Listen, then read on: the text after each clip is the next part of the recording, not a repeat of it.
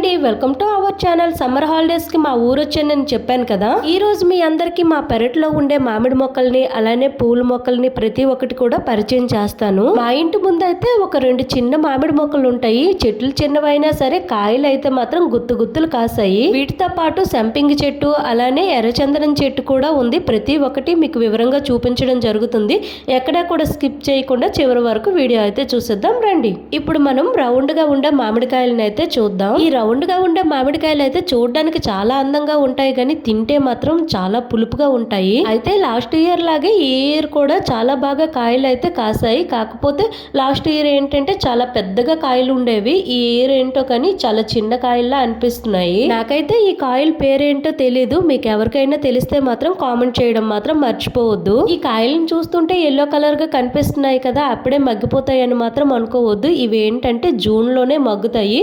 ప్రతి ఇయర్ కూడా మేము తింటున్నాం కదా, పళ్ళన్నీ అయిపోయిన తర్వాత లాస్ట్ సీజన్లో ఇవైతే మగ్గుతాయి. టేస్ట్ మాత్రం చాలా బాగుంటుంది. కాయలు అయితే మాత్రం చాలా పుల్లగా ఉంటాయి. వీటి తొక్క ఏంటంటే పల్చగా ఉంటుంది, అలానే గుజ్జు ఎక్కువగా ఉంటుంది. దీంతో పాటు టెంక అయితే చాలా చిన్నగా ఉంటుంది. కాయ ఎంత పులుపుకుంటుందో మనకు పండు అనేది అంత స్వీట్గా ఉంటుంది. ఈ చెట్టు పక్కనే ఇంకో చెట్టు ఉంది కదా, ఈ చెట్టు కాయ చూడగానే ఎవరైనా పోల్చేస్తారు ఇది బంగినపిల్లి కాయ అనేసి. ఈ బంగినపిల్లి కాయలు కూడా గుత్తులు కాసాయి. మనకు కనిపించడం లేదు కానీ ఎక్కువగా ఆకుల్లో గుత్తులు కాయలు ఉన్నాయి. ఇప్పుడు మనం రౌండ్ కాయలు చూసాం కదా, అవి జూన్ లో మగ్గుతాయని చెప్పాను కదా, అలానే ఈ బంగినపిల్లి కాయలు కూడా సేమ్ జూన్ లోనే మగ్గుతాయి. అప్పుడైతేనే మనకి కాయ అనేది చాలా స్వీట్ గా వస్తుంది. కొంతమంది ఏంటంటే ముందే కాయలు తీసేసి మందులేసి మగ్గబెట్టేస్తారు కదా, అలా కాకుండా మనకి చెట్టుకే ముదిరిన కాయ తీసి మగ్గబెట్టుకొని తింటే చాలా టేస్ట్ గా ఉంటుంది. ఇక్కడ మీకు ఆకుల మధ్యలో ఉండే కాయలను చూపిస్తాను చూడండి. గుత్తులు కాయలు ఉన్నాయి. కాకపోతే ఆ లోపలికి వెళ్ళి వీడియో తీయాలి కదా, నేనైతే ఒక్క గుత్తు మాత్రమే తీసాను.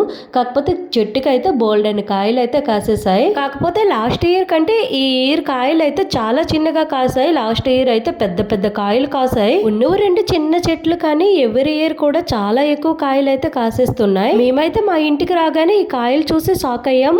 ఇన్ని కాయలు ఉన్నాయి కదా, మా పిల్లలు ఈ కాయలన్నింటినీ తెంపేస్తారేమోనని చాలా భయపడ్డాం. కాకపోతే మా పిల్లలు అయితే ఎవరిని అసలు చెయ్యి వేయనివ్వడం లేదు. వాళ్ళు కూడా కనీసం ఒక్క కాయ కూడా తెంపలేదు. ఆ కాయలను చూస్తూ చాలా హ్యాపీగా ఫీల్ అవుతున్నారు వాళ్ళైతే. ఈ మామిడి చెట్ల పక్కన అలా కొంచెం ముందుకు వెళ్ళినట్లయితే ఇప్పుడు మీకు ఒక స్పెషల్ మొక్కనైతే చూపిస్తాను. మీరు ఎప్పుడు కూడా చూసుండరేమో నాకు తెలిసి, టీవీలోనే చూసుంటారు. ఆ మొక్క ఏంటంటే అదేనండి ఎర్రచందనం మొక్క. మా మాయ గారు అయితే మా గృహప్రవేశం అవ్వక ముందే ఈ ఎర్రచందనం మొక్క అలానే సంపింగి మొక్క 2 కూడా వేశారు.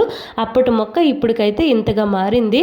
ఈ ఎర్రచందనం మొక్క అయితే చాలా పెద్దగా అయింది. అలానే 2 సంపింగి మొక్కలు ఉండేవి. ఆ 2 సంపింగి మొక్కలు చాలా పెద్దగా ఉన్నాయి అనేసి ఒక మొక్క అయితే కొట్టేశారు. ఓన్లీ ఒక మొక్క మాత్రమే మేము ఉంచుకున్నాము. ఇంటికి ఒక సంపింగి మొక్క ఉంటే సరిపోతుంది. బోల్డ్ అన్ని పువ్వులు అయితే పూసేస్తాయి. ఇప్పుడు మీకు టెర్రస్ పైకి వెళ్ళి సంపింగి పువ్వులు అలానే చెట్టును కూడా చూపిస్తాను. ఇక్కడ మనకు కనిపిస్తుంది కదా, ఇదంతా కూడా ఒక సంపింగి చెట్టే. ఇన్ని కొమ్మలు ఉన్నాయి. ఇంతకు ముందు కొన్ని కొమ్మలు కొట్టేయడం వల్ల ఇది కొంచెంగా కనిపిస్తుంది కానీ కాకపోతే బోల్డ్ అన్ని కొమ్మలు ఉండేవి. గుత్తులు పువ్వులు కూడా ఎక్కువే ఉండేవి. ఉదయం పూజ కోసం కొన్ని పువ్వులు తెంపేయడం వల్ల మీకు అంతగా కనిపించడం లేదు కానీ రోజుకైతే ఒక 100 పువ్వుల్లాగా అయినా పోస్తాయి ఇవైతే. నాకైతే ఈ పువ్వులు తెంపడానికి వీలుగా అయితే కొంచెం డౌన్ కి స్లాబ్ ఉంది. ఆ స్లాబ్ కిందకి దిగి మేము ఈజీగా పువ్వులను అయితే కోసుకోవచ్చు. అసలు సువాసనల రాని సంపింగి అని పేరు ఎందుకు వచ్చిందో మీకు తెలుసా? ఇంట్లో ఒక్క సంపింగి పువ్వు ఉంటే చాలు, ఇల్లు మొత్తం సువాసనతో నిండిపోతుంది. అందుకని ఈ సంపింగి పువ్వుల్ని సువాసనలు రాని సంపింగి అని పేరు పెట్టారంట. కొన్ని సంపింగి పువ్వులను అయితే అందలేదనేసి మనం కొయ్యకుండా ఉంచేస్తాం కదా, ఆ పువ్వులు ఏమవుతాయంటే సీడ్స్ లా తయారవుతాయి.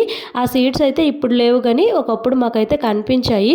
ఇవి నిజంగా వేస్తే మొలకలు వస్తాయా రావా అనుకున్నాం కానీ ఆ సీడ్స్ వేస్తే మాత్రం ఇంత మొక్కలు అయితే సంపింగి మొక్కలు వచ్చాయి. ఎప్పుడైనా మీకు సంపింగి సీడ్స్ కనిపిస్తే మాత్రం వదలకండి, తీసుకెళ్లి చక్కగా నాటండి. ఇంత మొక్కలు అయితే వచ్చేస్తాయి ఈజీగా. ఇంతేనండి, మా పెరట్లో ఉండే మొక్కలను అయితే మీకు పరిచయం చేసేసాను కదా.